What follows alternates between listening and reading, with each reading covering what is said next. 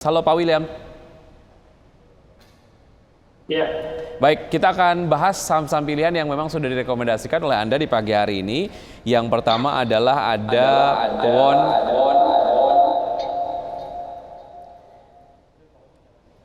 Unilever, kemudian Tebik dan juga ICBP. Dengan seluruh rekomendasinya adalah buy begitu ya. Kita ke Powon terlebih dahulu, Pak William. Rekomendasinya buy, analisisnya untuk Powon seperti apa? Seberapa menarik kemudian saham yang satu ini?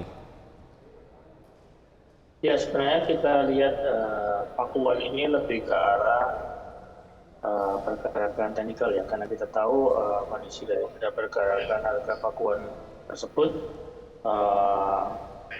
terlihat cukup konsolidasi sejak di sekitar awal Januari.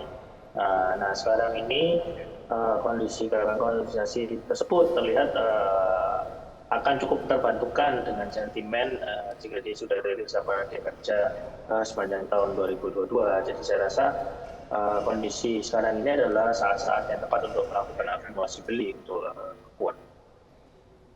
Baik, untuk Powon di level terakhir di 448, artinya jika Anda merekomendasikan buy begitu, harga 448 menarik untuk bisa masuk ke Powon ya?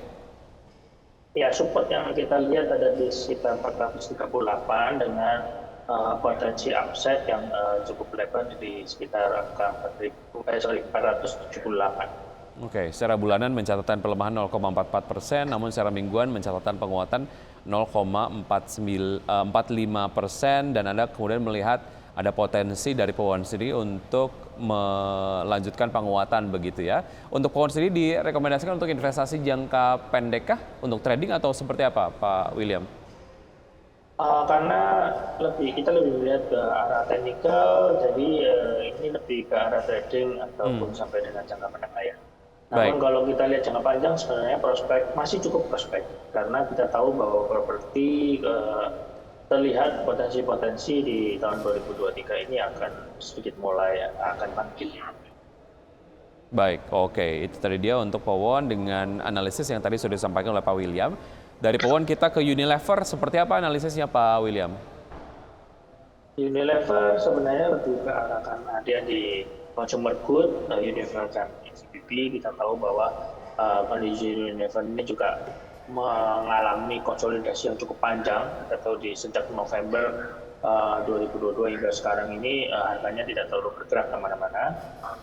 Namun kita lihat bahwa dari sisi mobilisasi masyarakat, tentu sektor konsumer ini yang sedikit banyak diuntungkan dengan kondisi tersebut. Mobilitas yang mulai meningkat, consumer confidence juga terlihat datanya juga terus mengalami peningkatan. Jadi saya rasa ini akan cukup membantu sektor konsumer, salah satunya adalah Unilever yang terlihat dalam market cap dan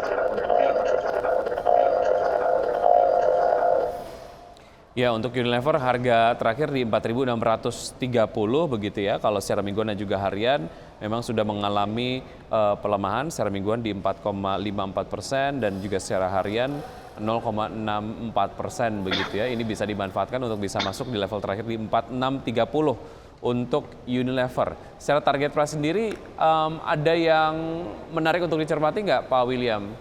Khususnya memasuki nanti bulan Ramadan dan juga Lebaran begitu untuk mengantisipasi itu. Mungkin ada target price yang menarik. Sedikit banyak karena mendekati Ramadan dan kita tahu bahwa Unilever ini terlihat kalau secara pergerakan teknikal di angka 4.550 itu kita bisa jadikan support yang cukup kuat.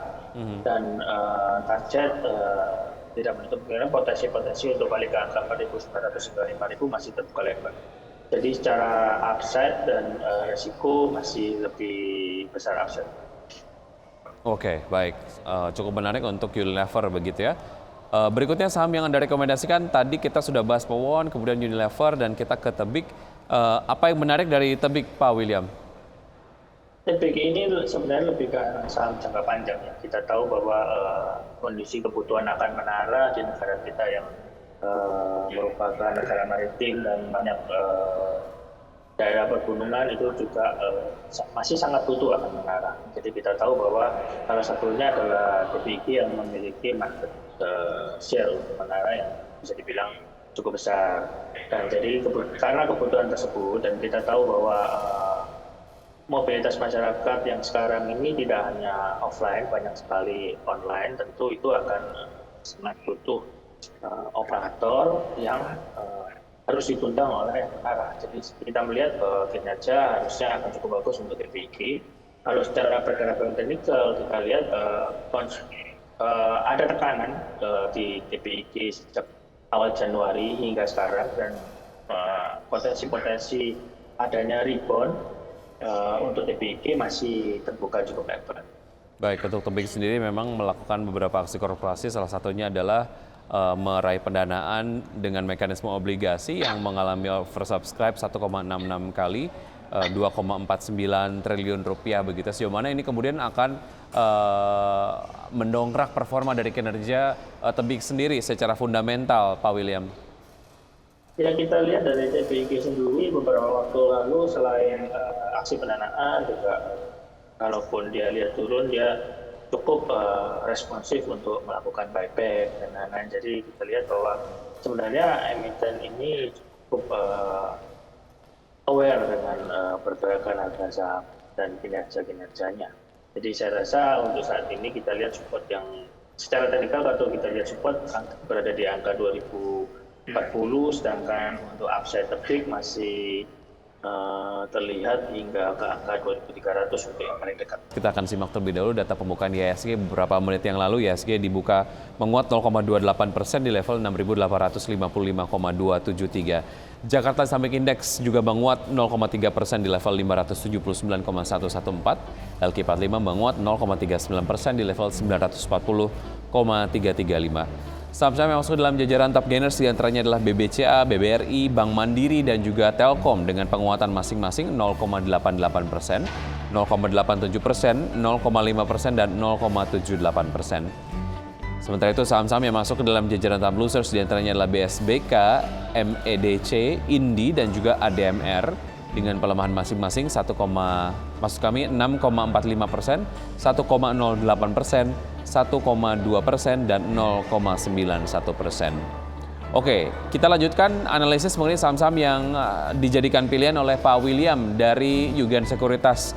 Untuk ICBP analisisnya seperti apa Pak William? Ya, kalau kita lihat di JBP ini kan salah satu juga yang di konsumen ya bisa dikatakan cukup berdampingan dengan Unilever. Karena kita tahu JBP juga mengalami tekanan kemarin di bawah 10.000 di kisaran akhir Januari, jadi ini juga udah mulai rebound kita lihat dan mungkin rebound ini potensinya akan berlanjut.